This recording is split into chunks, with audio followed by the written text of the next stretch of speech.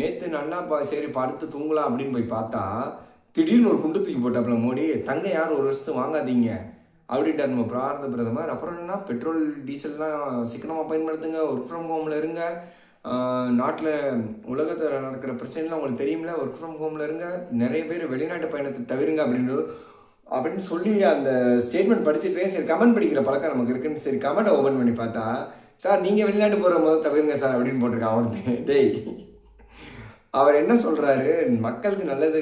அதாவது ஒரு உலக பொருளாதாரத்தில் ஒரு கிரிட்டிக்கலான ஒரு சுச்சுவேஷன் நம்ம இருக்கோம். ஸோ இதெல்லாம் நீங்கள் பயன்படுத்தாதீங்கன்னு சொல்லலை, அளவாக பயன்படுத்திக்கோங்க, உங்கள் அளவிட குறிச்சிக்கோங்க, தேவையில்லாமல் நீங்கள் வீண் விரயம் பண்ணாதீங்க, அந்த மாதிரி ஒரு அர்த்தத்தில் சொல்கிற. தங்கத்தில் ரொம்ப முதலீடு பண்ணாதீங்க இந்த ஒரு வருஷத்துக்கு, ஏன்னா அந்நிய செலவாக நம்ம வந்து கட்டுப்படுத்துகிறோம் அப்படின்ற மாதிரி சொல்லியிருக்காரு. அதுக்குலாம் வெளிநாட்டு பயணம்லாம் கொஞ்சம் தவிர்க்கன்னு சொன்னால் கீழே ஒருத்தர் கமெண்ட் போட்டிருக்கா பாருங்க, இப்படிலாம் போடலாமாங்க, நீங்கள் ஃபஸ்ட்டு வெளிநாட்டு பயணத்தை தவிர்ங்க சார் அப்படின்றா.